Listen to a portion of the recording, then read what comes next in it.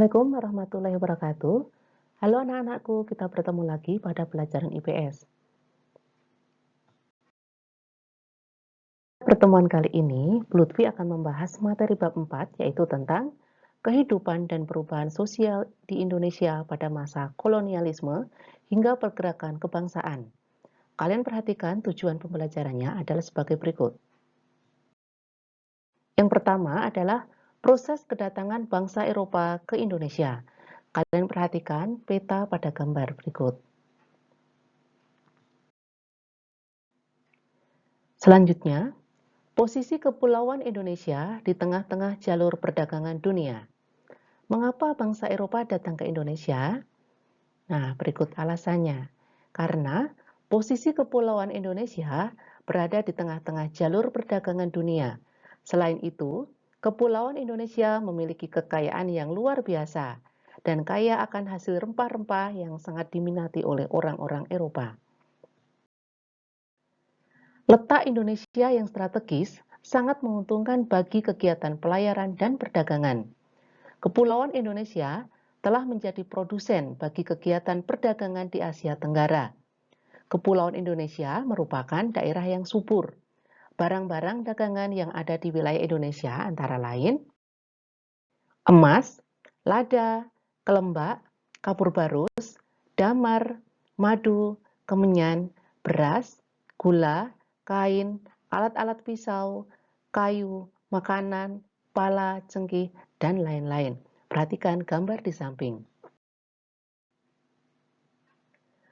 Kedatangan bangsa Eropa ke Asia, termasuk ke Indonesia, dilatar belakangi oleh keinginan berdagang, menjajah daerah baru, dan berpetualang, serta menyebarkan agama. Perhatikan gambar berikut. Gambar tersebut memperlihatkan salah satu peninggalan pada masa kolonialisme dan imperialisme bangsa-bangsa Eropa di Indonesia. Dalam imperialisme kuno, penguasaan daerah baru dimaksudkan untuk mendapatkan 3G, yaitu Gold, Glory, dan Gospel. Ekspedisi pertama mencari rute langsung ke Indonesia dirintis oleh bangsa Portugis dan Spanyol. Pada awal abad ke-17, Inggris telah memiliki koloni di India dan terus berusaha mengembangkan pengaruhnya di Asia Tenggara, khususnya di Indonesia. Ekspedisi Belanda yang pertama dipimpin Cornelis de Houtman dan di bawah John Peterson Koen. VOC menetapkan Jayakarta sebagai markas besar dan pusat perniagaan VOC. Seiring dengan perkembangan industri di Eropa, kebutuhan akan bahan baku semakin meningkat.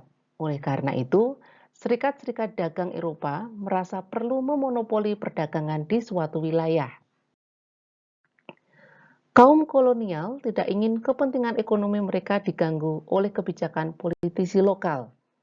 Untuk itu, mereka merasa perlu ikut campur dalam masalah politik suatu daerah di mana mereka memiliki kepentingan. Untuk menguasai suatu wilayah, politik divide et impera atau politik memecah belah maupun adu domba diterapkan oleh VOC maupun kolonial Belanda sendiri. Pada awalnya, VOC datang untuk berdagang. Lama-kelamaan muncullah sifat serakah untuk menguasai Indonesia dengan cara mengadu domba penguasa wilayah yang satu dengan yang lainnya. Kapan VOC dibentuk? VOC ini adalah Kongsi Dagang Bentukan Belanda. VOC dibentuk pada tanggal 20 Maret 1962. Tujuan dibentuknya VOC antara lain menghindari persaingan yang tidak sehat di antara sesama pedagang Belanda, memperkuat kedudukan Belanda dalam menghadapi persaingan dengan para pedagang di Eropa maupun pedagang yang lainnya, membantu pemerintah Belanda menghadapi Spanyol. Pemerintah Belanda menganggap keberadaan VOC sebagai kongsi dagang di negara jajahan tidak dapat dilanjutkan lagi karena banyak pegawai-pegawai yang melakukan korupsi sehingga VOC mengalami kebangkrutan dan pada tanggal 31 Desember 1799 VOC dibubarkan. Pada masa Raffles, pemerintah kolonial memberi bantuan kepada para ahli pengetahuan untuk menyelidiki peninggalan sejarah kuno di Indonesia. Ratu Wilhelmina menuangkan panggilan moral ke dalam kebijakan politik etis yang meliputi bidang pengajaran dan pendidikan bagi bangsa pribumi di Hindia Belanda. Kedatangan bangsa Barat ke Indonesia berpengaruh pada kekuasaan para penguasa lokal.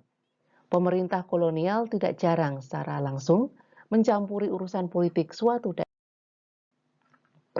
Pada masa Herman William Daniels dikenal dengan kerja rodi. Pada masa Thomas Stamford Raffles menerapkan kebijakan ekonomi liberal.